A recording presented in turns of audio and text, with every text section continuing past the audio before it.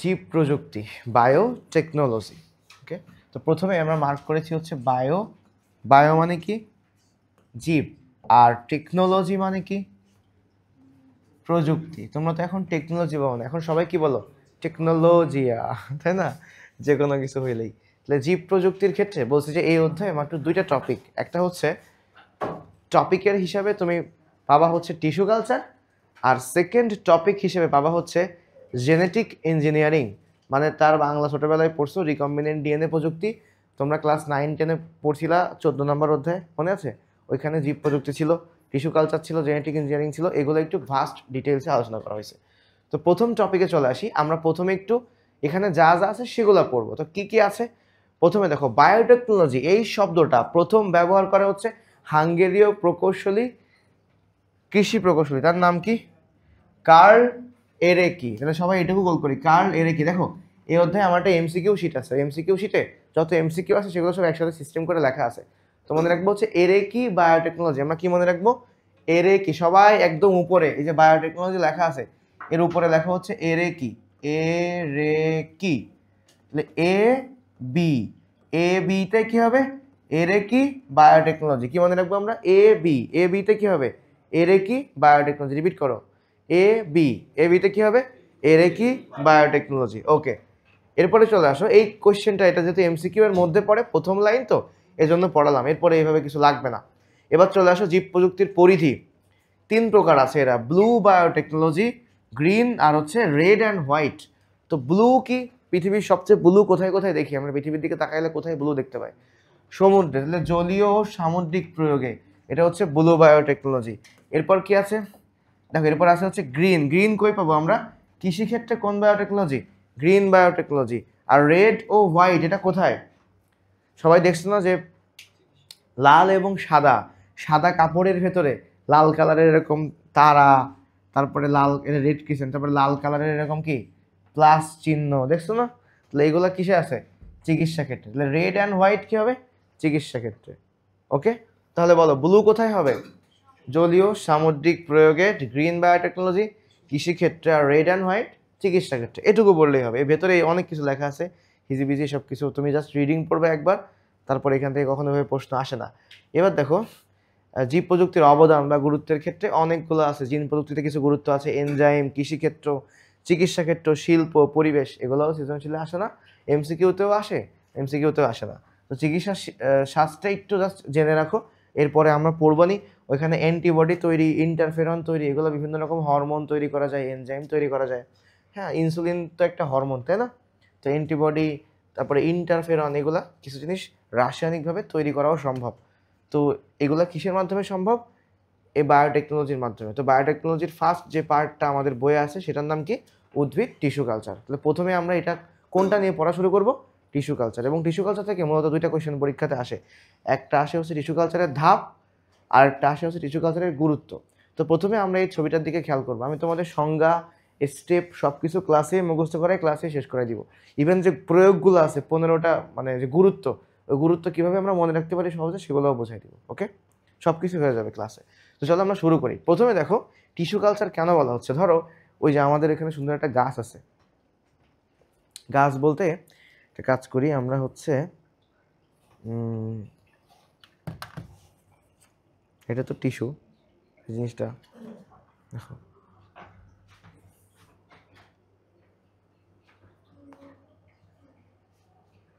ওকে ওকে, দেখো আমরা এখানে যদি একটু খেয়াল করো, এটা মনে করো একটা গাছ, সুন্দর একটা গাছ। এটা হচ্ছে সেই গাছের পাতা। তো এই পাতাটা তো আর ছিঁড়তে পারবো না, সুন্দর জিনিস। তো আমরা ধরো এই পাতা থেকে একটা, পাতার অনেকগুলো কোষ মিলে কি তৈরি হয়? টিস্যু। এই টিস্যুটা আমরা ছিঁড়ে নিয়ে আসলাম, ঠিক আছে? এটা হচ্ছে পাতার টিস্যু। এই টিস্যুটা নিয়ে এখন আমরা কি করব? এই টিস্যুটা নিয়ে এখন আমরা যে কাজটা করতে পারি সেটা হচ্ছে, এই টিস্যুটা আমরা, এই টিস্যু থেকে আমাদের উদ্দেশ্য হচ্ছে একটা বড় গাছ বানানো। ধরো এটা একটা আম গাছ। এটা কি গাছ? তাহলে আম গাছের টিস্যু ছিঁড়ে আমরা নিয়ে আসলাম, এবং এই আম গাছ থেকে আমরা হচ্ছে, সরি, এই টিস্যু থেকে আমরা নতুন একটা আম গাছ বানাবো। তাহলে একটা ক্ষুদ্র টিস্যু থেকে বড় একটা আম গাছ, নিশ্চয়ই একে রক্ষণাবেক্ষণ করতে হবে, এমন একটা মাধ্যমে রাখতে হবে যেখানে সে পুষ্টি পাবে, তাই না? অর্থাৎ সেটাকে আমরা বলতে পারি কি কালচার করতে হবে। তাহলে যে মাধ্যমে কালচার করা হয় তাকে আমরা বলি হচ্ছে কালচার মিডিয়াম।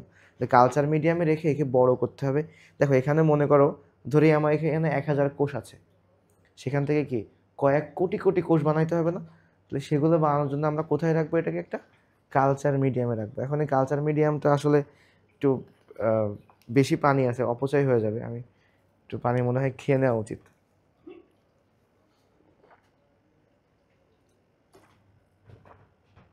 It's okay. এবার আসলে এখানে আমরা এই টিস্যুটাকে রাখবো। ওকে, রাখলাম। এখানে আস্তে আস্তে সে কী হবে? সে হচ্ছে আস্তে আস্তে বড় হবে। এখন বড় হতে গেলে অবশ্যই এই কোষটাকে কি হতে হবে? বিভাজিত হতে হবে, তাই না? তাহলে এই যে টিস্যুটাকে আমি রাখছি, এই টিস্যুর নিশ্চয়ই ক্ষমতা আছে বিভাজিত হওয়ার, তাই না? তো বিভাজিত হওয়ার ক্ষমতাকে আমরা কি বলবো?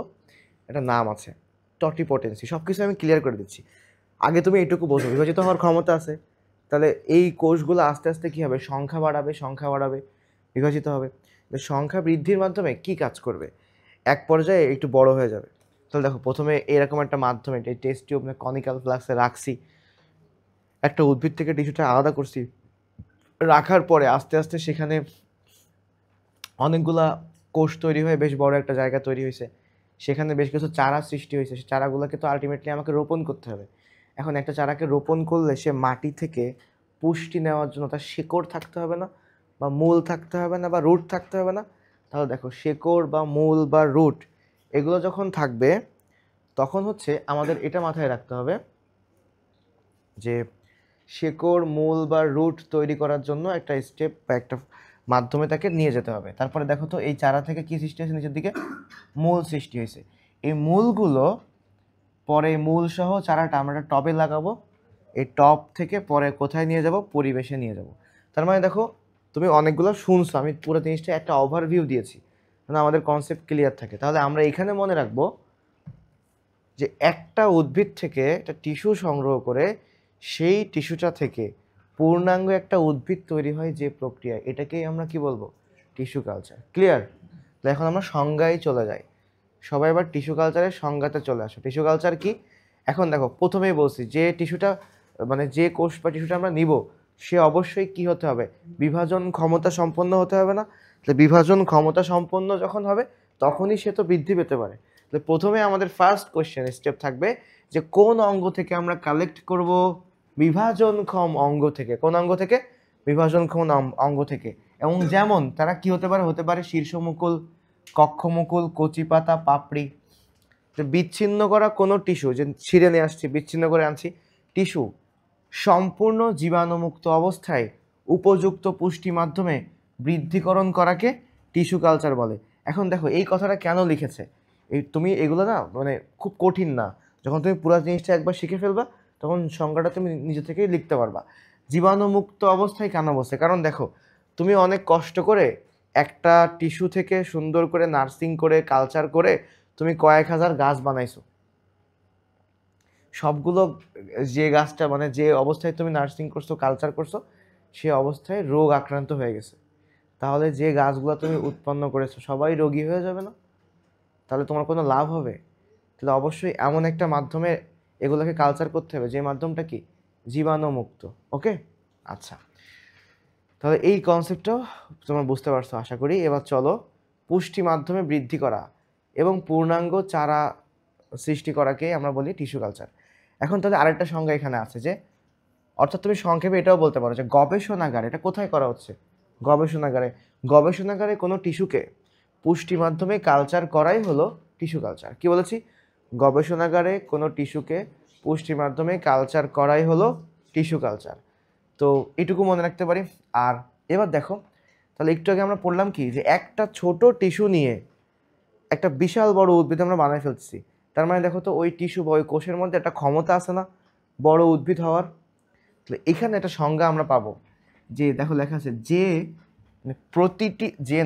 প্রতিটি সজীব উদ্ভিদ কোষেরই একটা পূর্ণাঙ্গ উদ্ভিদে পরিণত হওয়ার অন্তর্নিহিত ক্ষমতা আছে। সবাই লাইনটা উচ্চারণ করো।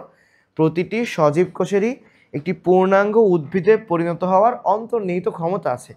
এই ক্ষমতাকেই আমরা কি বলি? টটিপোটেন্সি। এটা কিন্তু কতে আসতে পারে, দাগায় রাখো, এটা কতে আসতে পারে, সৃজনশীলের কতে। টটিপোটেন্সি কি? টিস্যু কালচার কি? এটা তো আসবেই, তুমি তো ধরেই নিয়েছো এটা আসবে। টিস্যু কালচার কি? তাহলে আরেকটা কোয়েশ্চেন কি আসতে পারে একটু কঠিনের মধ্যে? টটিপোটেন্সি কি? দেখো তোমরা বলছো না পোটেনশিয়ালিটি, পোটেনশিয়াল মানে পোটেনশিয়ালিটি অর্থাৎ বিভাবক, ও বিভব, বিভব, ওই তো মানে পোটেনশিয়ালিটি বলতে, পোটেনশিয়াল মানে তো বিভব। আচ্ছা বলতেছি অনেকের কিছু বৈশিষ্ট্য, যে বৈশিষ্ট্যের কারণে সে কি নতুন কোনো কাজ করতে পারে, তো এই শেষ নামের সাথে কিন্তু মিল আছে, টটিপোটেন্সি। তাহলে এই কোশ্চেনটা পরীক্ষায় আসবে, টটিপোটেন্সি কি? টটিপোটেন্সি কি? একটা কোষের অন্তর্নিহিত ক্ষমতা আছে একটা পূর্ণাঙ্গ উদ্ভিদে পরিণত হওয়া, সেই ক্ষমতাটাকে আমরা কি বলি? টটিপোটেন্সি। এই কথাটা কে বলছিল? বিজ্ঞানী মর্গান। কে বলেছিল? মর্গান। তাহলে টটিপোটেন্সি এটা হচ্ছে আমেরিকান জীববিজ্ঞানী, তার নাম কি? মর্গান। মর্গান হচ্ছে এই কথাটা বলে, তো টটিপোটেন্সির বিষয় নিয়ে কথা বলে। এবার দেখো, এবার চলে আসো, অনেক সময় এটাকে ক্লোনিং প্রযুক্তিও বলা হয় বা ক্লোনিং প্রযুক্তি। দেখো টিস্যু কালচারের উদ্দেশ্যে মাতৃ উদ্ভিদ হতে পৃথকীকৃত অংশকে এক্সপ্লান্ট বলা হয়। তো এটা আমরা একটু পরে পড়ছি। টিস্যু কালচার পদ্ধতির মাধ্যমে উৎপাদিত নতুন চারাকে বলা হয় অনুচারা। এবার দেখো সব কিছু তুমি পারলেও যে একটা এমসিকিউ তোমাকে অবশ্যই পারতে হবে, সেটা হচ্ছে টিস্যু কালচারের জনক কে? টিস্যু কালচারের জনক হচ্ছে জার্মান উদ্ভিদ বিজ্ঞানী গট্টিলিভ হ্যাবার্টল্যান্ড। নামটাতে ভালো করে পড়ো, কি নাম? হ্যাবার্টল্যান্ড। এখন বলতে পারো যে এই বিজ্ঞানীর নাম এত সুন্দর কেন হয়েছে? কারণ তার বাবা মা যখন নাম দিয়েছিল তখন জানতো যে আমাদের ছেলে বড় হয়ে টিস্যু কালচার আবিষ্কার করবে, টিস্যু কালচারের জনক হবে। টিস্যু কালচার কোথায় করা হয়? জমিতে, ভূমিতে কালচার করে এখানে রোপণ করা হয় না? তার নামের মধ্যে অবশ্যই কি থাকবে? ল্যান্ড থাকবে। নামের মধ্যে কি থাকবে? ল্যান্ড। এটুকু রাখলেই ভালো ছিল, শুধু ল্যান্ড থাকলেই ভালো ছিল, কোনো সমস্যা ছিল না। কিন্তু ল্যান্ডের সাথে এই লাস্টে একটা টি অ্যাড করে দিছে, তার নাম কি? ল্যান্ড টি। এই টিতে আসলে কি? টিস্যু কালচার, বুঝছো? তাহলে ল্যান্ড টি, ল্যান্ড টি, টিতে কি? Tissue culture. তাহলে এইটুকু মনে রাখবো যে টিস্যু কালচারের জনককে? হ্যাবার্টল্যান্ড। বলো সবাই, টিস্যু কালচারের জনককে? হ্যাবার্টল্যান্ড। ওকে। এবার ইনভিট্রো কালচারও বলা হয়। ইনভিট্রো কেন? ভিট্রো মানে হচ্ছে কাঁচ, ভিট্রো মানে কি? কাঁচ। এটা কাঁচের মধ্যে করা হচ্ছে না কালচারটা, একটা টেস্ট টিউবে বলো বা একটা কাঁচের পাত্রে করা হচ্ছে।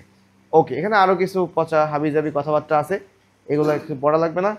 এবার দেখো আমাদের পড়তে হবে হচ্ছে টিস্যু কালচার পদ্ধতির ধাপ। এটাই তোমার এমসিকিউতে এবং সিকিউতে আসবে, বিশেষ করে সিকিউতে আসবে। আর সিকিউতে আসার জন্য কোন কোন শব্দগুলো গুরুত্বপূর্ণ, এখানে যত লাইন লেখা আছে সব লাইন কি তুমি এখন বসে বসে মুখস্থ করবা? কখনোই না। যেগুলো তোমার এমসিকিউতে লাগবে তুমি ওগুলাই পড়বা, ওগুলাই তুমি সিকিউতে লিখে আসবা। ঠিক আছে? এখানে মোট 8টা-9টা পয়েন্ট আছে। সবাই প্রথম পয়েন্টটার নাম পড়ো, কি লেখা? মাতৃ উদ্ভিদ বা এক্সপ্লান্ট নির্বাচন। ওকে। সেকেন্ড পয়েন্টটা কি? দেখো কালচার মিডিয়াম বা আবাদ মাধ্যম তৈরি। 3 নম্বরের নাম সবাই পড়ো তো, কি লেখা? জীবাণুমুক্তকরণ বা এই যে নির্জীবকরণ না, এর নাম হচ্ছে নির্বীজকরণ। কি নাম? নির্বীজকরণ। এবার দেখো মিডিয়ামে এক্সপ্লান্ট বা টিস্যু স্থাপন, ক্যালাস সৃষ্টি ও সংখ্যা বৃদ্ধি। তারপর কি আছে? মূল উৎপাদক মাধ্যমে স্থানান্তর। এখানে কিন্তু মূল উৎপাদক মাধ্যম বলতে কিন্তু শেকড় উৎপাদক মাধ্যম বোঝাইছে, মানে এটা কিন্তু ওই মূল মানে মেইন না, মূল হচ্ছে শেকড়। আর প্রাকৃতিক পরিবেশ তথা মাঠ পর্যায়ে স্থানান্তর। এখন পুরো কনসেপ্ট আমাদের আসলে কতটুকু পড়ে মনে রাখতে হবে, তো হেডলাইনগুলো সবাইকে পাঠতে হবে। প্রথমে চলে আসো ফার্স্ট পয়েন্ট, মাতৃ উদ্ভিদ বা এক্সপ্লান্ট নির্বাচন। আবার এখানে ভাবো না যে মাতৃ উদ্ভিদের নামই মনে হয় এক্সপ্লান্ট, না। দেখো এই দিকে তাকাও, এই যে টবে লাগানো একটা গাছ, একটা গাছ থেকে এই গাছের অনেকগুলো সংখ্যা আমরা বাড়াবো, তাহলে এই গাছটাকে আমরা কি বলবো? মাতৃগাছ। তো মাতৃগাছ থেকে যে টিস্যুটা আলাদা করা হয় সেই টিস্যুকেই আমরা কি বলি? এক্সপ্লান্ট। ঠিক আছে? এবার দেখো তাহলে কি লেখা? এক্সপ্লান্ট হলো ওই উদ্ভিদাংশ টিস্যু কালচারে ব্যবহারের জন্য যাকে কোনো উদ্ভিদ থেকে পৃথক করে নেওয়া হয়। কাজেই এক্সপ্লান্ট নির্বাচন একটি অতি গুরুত্বপূর্ণ বিষয়। এখন এই লাইন আসলে দাগানোর দরকার নাই, এটা তোমার শুধু শুধু পরীক্ষার হলে এত লাইন কষ্ট করে লেখারও দরকার নেই, কারণ এমনি তুমি 9টা পয়েন্ট লিখবা। তুমি যদি এত লাইন লিখতে চাও তোমার প্রচুর টাইম নষ্ট হবে, দরকার নাই। আমাদের কি জানতে হবে? এই যে সাধারণত এই এক্সপ্লান্ট আমরা কোন জায়গা থেকে কালেক্ট করি? যে অংশগুলো বিভাজন ক্ষমতা সম্পন্ন, আগেই বলছি শীর্ষমুকুল, পার্শ্বমুকুল, তারপর কি পাতা, তাই না, এক্সপ্ল্যান্ট হিসেবে ব্যবহৃত হয়। এবার দেখো মোটামুটি তোমাকে পড়তে হবে এই জায়গা থেকে যে মাতৃ উদ্ভিদটি অবশ্যই কি হতে হবে, এটা সবাই গোল করো, নিরোগ এবং উৎকৃষ্ট। কারণ এই নিরোগ এবং উৎকৃষ্ট এটাই সবচেয়ে বেশি গুরুত্বপূর্ণ বৈশিষ্ট্য।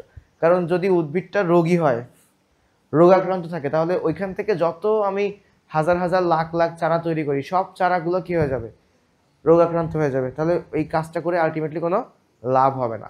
এজন্য অবশ্যই কি হতে হবে, নিরোগ এবং উৎকৃষ্ট। মনে করো এমন একটা গাছ সে সুস্থ কিন্তু কোনো ফল হয় না, তুমি ওটাকে কালচার করলা, কোনো লাভ হবে?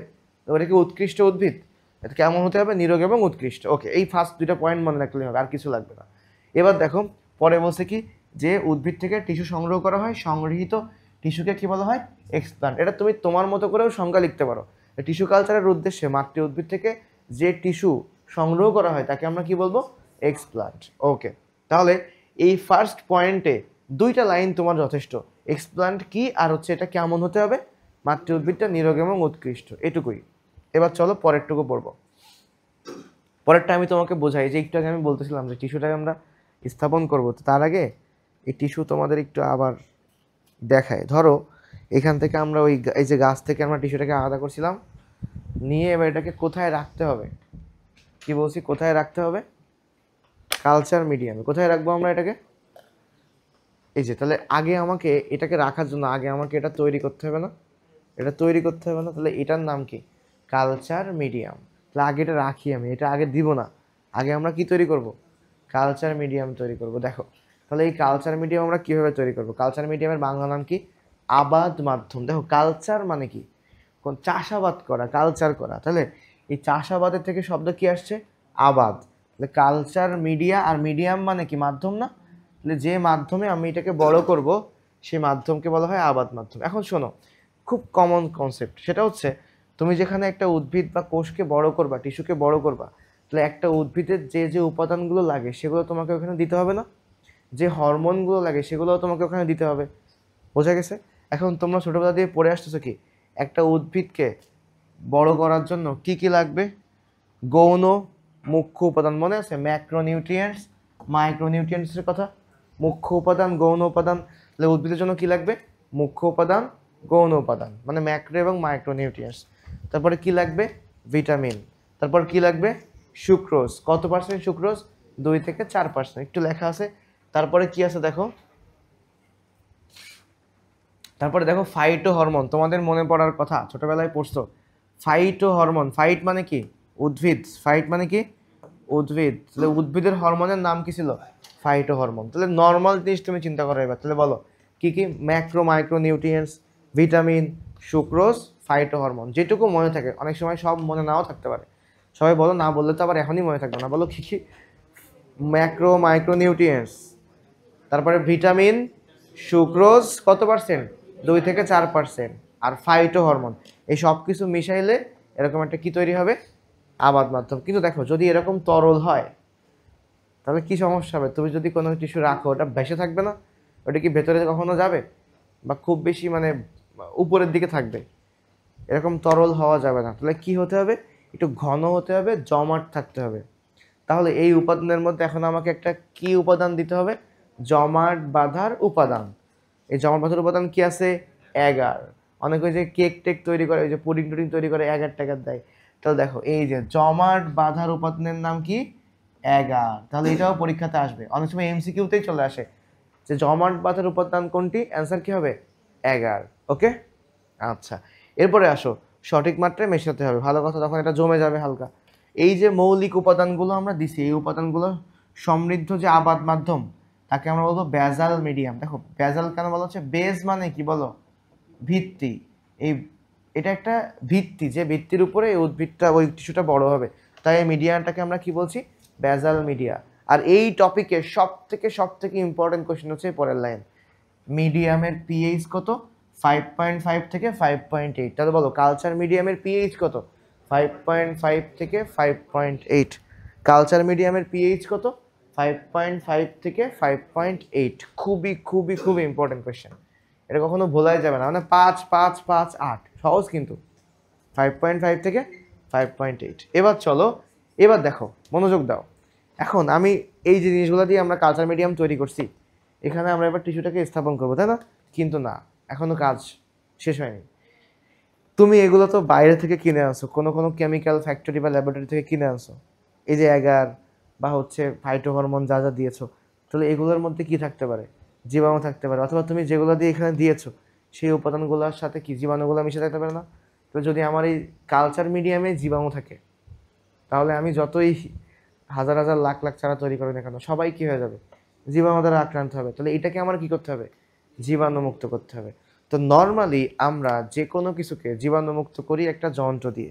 সেই যন্ত্রের নাম হচ্ছে অটোক্লেভ যন্ত্র। গোল করে রাখো। তাহলে যন্ত্রের নাম কি? অটোক্লেভ যন্ত্র। অটোক্লেভ। এই অটোক্লেভ যন্ত্রের কিছু বৈশিষ্ট্য আছে। অটোক্লেভ যন্ত্র কখনো দেখছো? আমি অটোক্লেভ দেখাচ্ছি, দাঁড়াও।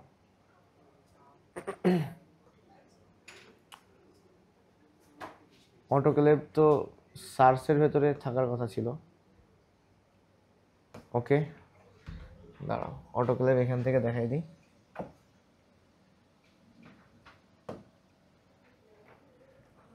অটোক্লেভ,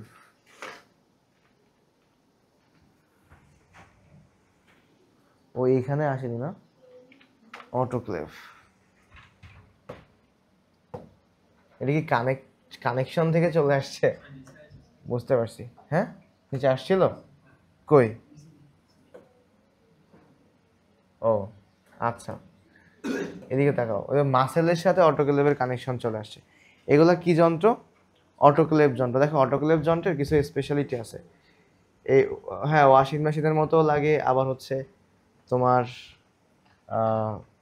আরও কিছু কিছু যন্ত্র আছে না, সেগুলোর মতো লাগে। অনেকগুলো দেখতে প্রেশার কুকারের মতো আছে। তো অটোক্লেভ সার্চ দিলে মনে হয় বেস্ট হইতো। আমি যদি এটা প্রথমে, এটা তো করছি, এইখানে অটোক্লেভ লিখি, অনেক ধরনের অটোক্লেভ আছে।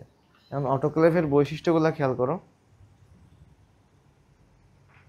এই যে দেখছো অটোক্লেভ যন্ত্র, মনে হচ্ছে লম্বা লম্বা রাইস কুকার। আচ্ছা, আবার ওভেনের মতো লাগতেছে।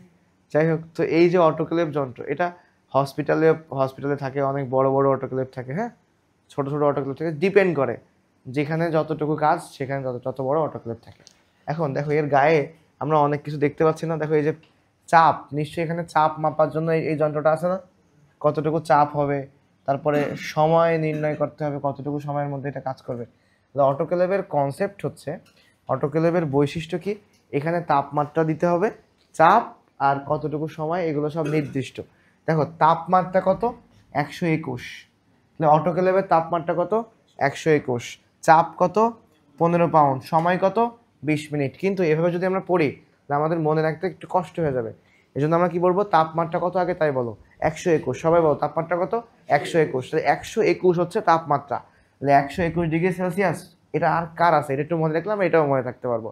মনে করো সোডিয়াম বেনজয়েট বা বেনজয়িক অ্যাসিডের গলনাঙ্ক হচ্ছে 121, ঠিক আছে? তারপর সোডিয়াম বেনজয়েট বা বেনজয়িক অ্যাসিড এর গলনাঙ্ক কত? 121। অটোক্লেভের তাপমাত্রা কত? 121। মনে থাকবে? আচ্ছা, এবার আসো, চাপ 15 না পড়ে আমরা একটা জিনিস পড়বো, সবাই লিখে রাখো। Pressure, pressure 15 pound. লেখো, প্রেশার 15 পাউন্ড। দেখো তো সব কি দিয়ে? প দিয়ে, এক্স্যাক্টলি। তাহলে দেখো, প্রেশার 15 পাউন্ড। তাহলে টাইম কত হবে? দেখো, তাহলে টাইম কি হবে? Time 20 minute. তাহলে দেখো, এইভাবে মনে রাখলে আমাদের মুখস্থ হয়ে যাবে। তাহলে pressure 15 pound, time 20 minute. Repeat করো, কি কি? Pressure 15 pound, time 20 minute. তাহলে অটোক্লেভের তাপমাত্রা কত? 121। টেম্পারেচার কত? 121। টাইম কত মিনিট? 20 মিনিট। আসলে টাইম 20 মিনিট ঠিক আছে, কিন্তু তোমরা সবাই ক্রিকেট খেলা দেখছো, শুনছো, বুঝছো, T20 আছে না? তাহলে এটা কি খেলা হয়? T20। তাহলে কত মিনিটের খেলা? 20 মিনিট। T20 খেলায় কয় ওভারের ক্রিকেট খেলা হয়? 20 ওভার না, জানো তা? এটা তো সাধারণ জ্ঞান, এটা মাঝে মাঝে পরীক্ষাতেও চলে আসতে পারে। তো 20 ওভারের, প্রতি ওভারে কয়টা বল? 6টা। তাহলে 20 ওভারে কয়টা বল হবে? ধরো একটা বল ওয়াইড দিয়ে একটা এক্সট্রা বল করা লাগছে, তাহলে কতগুলো বল হয়েছে? 121টা। তাহলে অটোক্লেভ যন্ত্র আসলে T20 খেলা। T20 ম্যাচে অনেক প্রেশার থাকে না? তাহলে T20 ম্যাচে কতটুকু প্রেশার থাকে? 15 পাউন্ড প্রেশার থাকে। মনে করো কখন প্রেশারটা তৈরি হয়? 15 ওভারের পরে গিয়ে, তাই না? T20 ম্যাচে কখন প্রেশার তৈরি হয়? 15 ওভারের পরে কি খেলা জমে যায়, কত রান লাগবে বা কত রান করতে পারে। তাহলে তাপমাত্রা কত? 121। প্রেশার কত? 15 পাউন্ড। আর টাইম কত? 20 মিনিট। আলটিমেটলি এটা কি গেম? T20 game. তাহলে অটোক্লেভ যন্ত্র কি গেম? T20 game. তাহলে তাপমাত্রা 121, ঠিক আছে? মনে থাকবে? ওকে, ডান। তাহলে এবার চলো, তাহলে এই অটোক্লেভ আসলে কি করা হয়?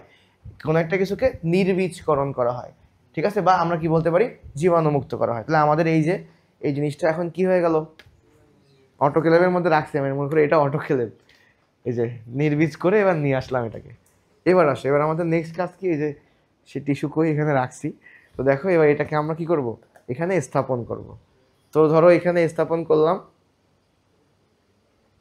পড়ে না কেন? ওকে, তো এখানে স্থাপন করার পরে নেক্সট কি কাজ?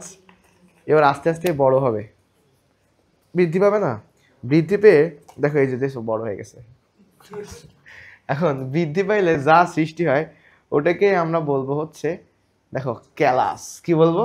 ক্যালাস। তাহলে এই একটা টিস্যু যখন অনেকগুলো টিস্যু হয়ে যাবে, অনেকগুলো বড় আকৃতির হয়ে যাবে, তখন তার নাম কি হবে? ক্যালাস। ওকে, তাহলে ক্যালাস সৃষ্টি হবে। এখানে কি সৃষ্টি হবে? ক্যালাস সৃষ্টি। তাহলে মিডিয়ামে এক্সপ্ল্যান্ট বা টিস্যু স্থাপন করা হবে। তারপরে 5 নম্বর পয়েন্টে কি হবে? ক্যালাস সৃষ্টি ও সংখ্যা বৃদ্ধি। এখন ক্যালাস কিন্তু এমনি এমনি সৃষ্টি হবে না। দেখো এখানে এদের সবাই এসির দিকে তাকাও। এসির টেম্পারেচার খেয়াল করো, কত ডিগ্রি সেলসিয়াস? 17। গুড, ভালোই তো চোখ আছে। ওইখানে তাকাও, কত ডিগ্রি সেলসিয়াস? এখনো দিতে পারিনি, এবার দেখো কত? 20। তাহলে বলো এই রুমের টেম্পারেচার কত? 17 থেকে 20। কত কত? 17 থেকে 20। আর লাইট তো আপাতত মনে হয় এই দেখো 1 2 3 4 5, কয়টা চলতেছে? 5টা। আমি 2টা অফ করে দিলে কয়টা হয়ে যাবে? 3টা, তাই না? তাহলে কতগুলা আলো দিতে হবে? 3000 থেকে 5000 লাক্স। তাহলে বলো এই রুমের মধ্যে যদি ক্যালাস সৃষ্টি হতে হয়, এই রুমের তাপমাত্রা কত হতে হবে? 17 থেকে 20 ডিগ্রি সেলসিয়াস। আর আলো কত হতে হবে? 3000 থেকে 5000 লাক্স। আর আপেক্ষিক আর্দ্রতা কত হতে হবে? 70 থেকে 75%। তোমরা ব্যাচে যতগুলো স্টুডেন্ট আসো, তাই না, সবাই কি আসছে? কতজন আসছে? 70 থেকে 72%, তাই না? অত আসে নাই, তাও ধরো 70 থেকে 72%। তাহলে বলো কি কি হবে? এই রুমের টেম্পারেচার, সরি, হ্যাঁ, ক্যালাস হতে গেলে রুমের টেম্পারেচার কত হতে হবে? 17 থেকে 20। এই যে রুমের দেখো একটা সুন্দর ছবি আঁকাইছিলাম এক সময়, এটা যখন পড়াইছিলাম। এই দেখো কয়টা আলো? 3টা। 3000 থেকে 5000 লাক্স। তাপমাত্রা কত? 17 থেকে 20। একটু পরে ঠান্ডায় জমে যাওয়া নেই, ঠিক করে দিই আগের মতো। আচ্ছা, তারপরে বলো কত হবে? আপেক্ষিক আর্দ্রতা কত হবে? হ্যাঁ, 70 থেকে 75। ওকে, আপেক্ষিক আর্দ্রতা মানে হচ্ছে আ আ আ আ মানে কি? আপেক্ষিক আর্দ্রতা। এবার দেখো, তাহলে এইখানে ওই একটা টিস্যু থেকে বিভাজিত হয়ে অনেকগুলো হবে, এটাকে বলা হয় অবয়বহীন টিস্যু গুচ্ছ। দেখো বইয়ে লেখা আছে, এই পয়েন্টটা পরের পেজ থেকে, মানে তোমাদের যেখানে আছে যে মন্ড হলো অবয়বহীন টিস্যু গুচ্ছ। তাহলে আমরা ক্যালাসকে কি বলবো? অবয়বহীন টিস্যু গুচ্ছ। ওকে, ডান। এরপরে আর কিছু লাগবে না। এবার আসো, এটাকে দেখো, এরকম ক্যালাস হওয়ার পরে এখানে করতে হবে কি? একে তো একটা মূল উৎপাদক মাধ্যমে নিতে হবে। দেখো এখানে চারার মতো হয়ে যাবে না? এই চারাগুলো আস্তে আস্তে যখন চারাগুলোকে আমরা চাবো যে এটাকে টবে নিয়ে যাবো, তাহলে টবে নিয়ে যাওয়ার আগে কি ও মাটি থেকে যেন পুষ্টি নিতে পারে, তাই ও শিকড় হওয়া লাগবে, মানে মূল হওয়া লাগবে, মানে রুট তৈরি হতে হবে। তাহলে এটাকে আমরা কোথায় স্থাপন করব? মূল সৃষ্টির জন্য মূল উৎপাদক যে মাধ্যম আছে সেখানে ওকে স্থাপন করব। তখন তার নিচে কি সৃষ্টি হবে? মূল সৃষ্টি হবে। আর মূল সৃষ্টি হয়ে গেলে ওটাকে আমরা কোথায় স্থাপন করতে পারবো? টবে লাগাইতে পারবো। টবে লাগানোর পরে টবের মধ্যে থাকবে আমাদের ঘরে দিনের কিছু সময় এখানে থাকবে, কিছু সময় বাইরের পরিবেশে থাকবে, আবার কিছু সময় এখানে থাকবে, কিছু সময় বাইরের পরিবেশে থাকবে। তাহলে বাইরের পরিবেশের সাথে তার কি হয়ে যাবে? একটা খাপ খাওয়ানো হয়ে যাবে, অভিযোজন করা হয়ে যাবে। তাহলে এটা যদি হয়ে যায়, তাহলে দেখো মূল উৎপাদক, তারপরে চারা টবে স্থানান্তর, আর লাস্টে কি প্রাকৃতিক পর্যায়ে তথা মাঠ পর্যায়ে স্থানান্তর। তো এই পয়েন্টগুলো হেডলাইনটুকু পড়লেই হবে, ভেতরে যা আছে তোমারও বেশি লাইন লেখা লাগবে না। নর্মালি তুমি হেডলাইনের সাথে 1 লাইন লিখতে পারো, অথবা লাস্টের দিকে শুধু হেডলাইনটা লিখে দিতে পারলেও হবে। ওকে, কারণ তোমার তো লেখা অনেক, উপরের দিকে যে পয়েন্টগুলো আছে সেখানে অনেক লেখা না, এইসব লিখতে গেলে তো অনেক সময় চলে যাবে। অনেক সময় ছবি দিলে স্যারেরা একটু ভালো মার্ক দেয়, কিন্তু এটা ছবি আঁকানো তো তোমাদের জন্য কঠিন। তারপরেও চেষ্টা করবা যে এরকম একটা একটা গাছ আঁকা, এরকম টব টব বলতে এই যে মিডিয়ামগুলো একটু সেম সেম আঁকাবা। আকাই দিয়ে ভেতরে হচ্ছে হ্যাঁ হ্যাঁ মানে এই ছবিটা তুমি আঁকাবে। এখন তুমি যে কাজটা করতে পারো, চাইলে এখানে এই না দিয়ে তুমি ছবির পাশে লিখতে পারো বা ছবির নিচে লিখতে পারো ওই টপিকটা। তাহলে তোমার কি ছবিতে আলাদা করে হচ্ছে আলাদা করে লেখা লাগছে না, ছবির পাশে লেখা যায়। এখন যার যেমন লাগে সে তেমন করতে পারো, অসুবিধা নেই। ছবি না আঁকালেও হবে, তবে বলছি আর কি অনেক সময় ছবি দিলে ভালো হয়। লেখা তুমি কম দাও, ছবিটা দিলে স্যারটা খুশি হয়, ঠিক আছে? আর ছবি না দিলেও হয়, তখন ডিপেন্ড করে তার মানসিকতার উপরে। আর এবার যা অবস্থা, কার মানসিকতা কখন কিসের মধ্যে ঢুকে গেছে আল্লাহ ভালো জানে। তোমরা তো দেখছো এসএসসি 25-এর রেজাল্ট ভয়াবহ রকমের সুন্দর, বুঝছি না? তো এই রেজাল্টের আচ্ছা, তো দেখো সময় যেটুকু আছে আমাদের এবার এইটুকু পড়তে হবে। চলো আমরা কি পড়বো, টিস্যু কালচারের প্রয়োগ, মানে টিস্যু কালচারের প্রয়োগ কোথায় কোথায় করা হয়েছে বা কোথায় কোথায় আমরা করতে পারি, তাই না? এবং এখানে খুব গুরুত্বপূর্ণ কিছু কথা আছে, তোমরা নিজেরাই বুঝতে পারবা। প্রথমে আসো, তোমরা আমাকে বলো যে একটা টিস্যু থেকে, ধরো এই গাছটা বানাইছি আমরা এই টিস্যুটা নিয়ে, তাই না? এই টিস্যু নিয়ে এখন ওই গাছের মতো হুবহু অনেকগুলো গাছ হবে। তাহলে ওই টিস্যুতে যে ডিএনএ ছিল, যে জিন ছিল, নতুন তৈরি হওয়া গাছে সেই ডিএনএ এবং সেই জিনগুলো থাকবে না? তার মানে ওই গাছের সাথে নতুন গাছের বৈশিষ্ট্য এবং গুণাগুণ কি হবে, হুবহু সেম হবে। তাহলে আমরা কি বলতে পারি, প্রথম পয়েন্টে খেয়াল করো, হুবহু মাতৃগুণ সম্পন্ন চারা উৎপাদন। কি বলতে পারি? হুবহু মাতৃগুণ সম্পন্ন চারা উৎপাদন। আচ্ছা, একটা শব্দ আমি তোমাদের পড়াবো, মাইক্রো প্রোপাগেশন। এই মাইক্রো প্রোপাগেশনটা আগেও ছিল। এই কথাটা আমি কেন প্রথমে পড়াইনি, এখন কেন পড়াচ্ছি, সেটা হচ্ছে আমরা অলরেডি দেখলাম যে আমরা একটা ক্ষুদ্র অংশ ব্যবহার করে বিশাল একটা, মানে অনেকগুলো উদ্ভিদ তৈরি করতে পারবো না, পূর্ণাঙ্গ উদ্ভিদ তৈরি করতে পারবো না। ক্ষুদ্র অংশ ব্যবহার করা হয়, ক্ষুদ্র ইংলিশ কি? মাইক্রো। তাহলে মাইক্রো বা ক্ষুদ্র একটা অংশ ইউজ করে বা ব্যবহারের মাধ্যমে আমরা কি করতে পারি, পূর্ণাঙ্গ উদ্ভিদ তৈরি করতে পারি। এই পূর্ণাঙ্গ উদ্ভিদ তৈরি করার প্রক্রিয়ার নাম কি? Micro propagation. দেখো, মাইক্রো মানে ক্ষুদ্র জায়গা থেকে, প্রোপাগেট মানে কি? এগিয়ে চলা সামনে, ঠিক আছে? তাহলে বৃদ্ধি করা। তাহলে এই জন্য এর নাম কি হয়েছে? Micro propagation. ক্লিয়ার? টিস্যু কালচারের অন্য নাম কি হবে?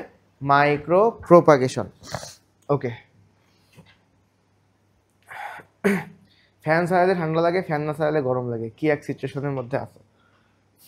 এখানে এসি বাতাস খুব বেশি লাগে না।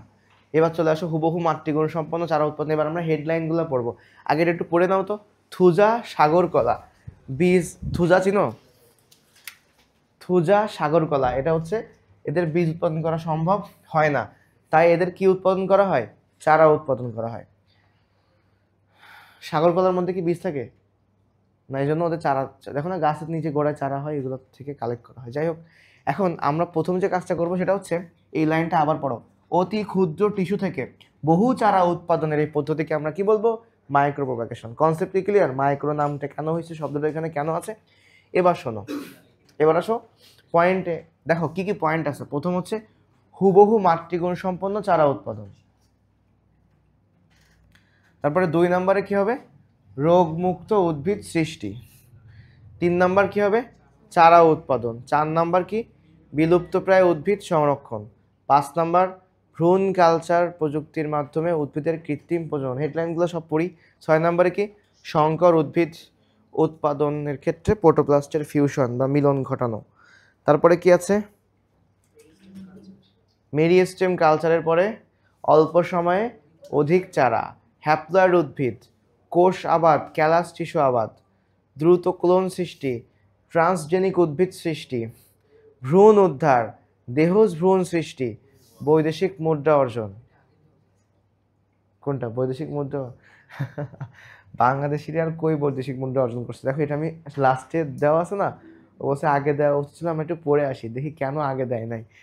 দেখো প্রথমে বলছে মালয়েশিয়া, মালয়েশিয়াতে অনেক কি গাছ আছে? পাম অয়েল গাছ। দেখো না যে বাংলাদেশ থেকে যারা মালয়েশিয়াতে ওই যে চোরাই পথে যায় বা মনে করো যে ওই যে আবার হচ্ছে অনেকে থেকে যায় অস্থায়ীভাবে, ওগুলো সবাই কোথায় কাজ করে? পাম অয়েলের বাগানে কাজ করে। কাজ অনেক কষ্টসাধ্য কাজ। তো পাম অয়েলের বাগানে, তো মালয়েশিয়াতে পাম অয়েলের টিস্যু কালচার করা হয়েছে, সেখান থেকে পাম অয়েল বিভিন্ন জায়গায় দেওয়া হয়েছে এবং ওর পাম অয়েল অনেক সমৃদ্ধ এবং এখান থেকে বৈদেশিক মুদ্রা অর্জন করছে। আবার থাইল্যান্ডে অনেক সুন্দর সুন্দর ফুল হয় না? পৃথিবীর অনেক সুন্দর সুন্দর ফুল কোথায় হয়? থাইল্যান্ডে হয়। তো থাইল্যান্ডে ফুল বা অর্কিডের টিস্যু কালচার করা হয় এবং অর্কিড ফুল রপ্তানি করে কোটি কোটি টাকা আয় করছে। বাংলাদেশের কথা দেখা আছে, এই জন্য ধরো যে বাদ। এবার বাংলাদেশে কিসে কিসে টিস্যু কালচার করা হয়েছে সেগুলো তোমরা এখানে পড়বা। এখন আসো আমরা চলে যাই পরীক্ষাতে আমরা কি লিখবো আর এখানে কনসেপ্টগুলো কি। প্রথমে চলে আসি, আমরা পড়বো, সবাই একটা জায়গায় লিখে রাখো, আমি বলে দিচ্ছি। মনে রাখো চারা, প্রথমে লেখো যে কোনো এই জায়গায় লেখো চারা। এই চারা দিয়ে আমরা 4টা পয়েন্ট লিখতে পারবো। কিভাবে? প্রথমটা হচ্ছে হুবহু মাতৃগুণ সম্পন্ন চারা। প্রথমটা সবাই উচ্চারণ করো, কি? হুবহু মাতৃগুণ সম্পন্ন চারা। তারপরে দেখো তো 2 নম্বরে কি? রোগমুক্ত উদ্ভিদ না লিখে রোগমুক্ত চারা লিখবো। কি লিখবো আমরা? রোগমুক্ত চারা সৃষ্টি। তারপরে 3 নম্বরে কি আছে? চারা উৎপাদন। আবার দেখো যে 8 নম্বরে কি আছে? অল্প সময়ে অধিক চারা, অল্প সময়ে অধিক চারা উৎপাদন। তাহলে দেখো তো 4টা পয়েন্ট পাইছি কি কি? হুবহু মাতৃগুণ সম্পন্ন চারা, রোগমুক্ত চারা, চারা সৃষ্টি, অল্প সময়ে অধিক চারা। এর মধ্যে সবথেকে ইম্পর্টেন্ট হচ্ছে এই ওই 1 নম্বর আর এটার নাম কি বলো? অল্প সময়ে অধিক চারা। এই অল্প সময়ে অধিক চারা কার্ডটা তৈরি করা হয়েছে, খুবই ইম্পর্টেন্ট, মাঝে মাঝে পরীক্ষাতে আসছে, চলেও আসছিল একবার। চর্ণমল্লিকা, তো মনে রাখবো অধিক চারা চর্ণমল্লিকা। তাহলে বলো অল্প সময়ে অধিক চারা কার তৈরি করা হয়েছে? চর্ণমল্লিকা। অল্প সময়ে অধিক চারা চর্ণমল্লিকা, মনে থাকবে? চারা চর্ণমল্লিকা। বেশি চারা কার তৈরি করা হয়েছে? চর্ণমল্লিকা। কেন এটা অল্প সময়ে অধিক তৈরি করা, এটা তোমরা বুঝতেছো তো? একটা টিস্যু নিয়ে অনেক অনেক চারা তৈরি করে ফেলতে পারতেছি। ওকে, চারা দিতে কটা পয়েন্ট পারবো আমরা? 4টা পয়েন্ট পাবো। এবার চলে আসো, পড়বো হচ্ছে ভ্রূণ দিয়ে।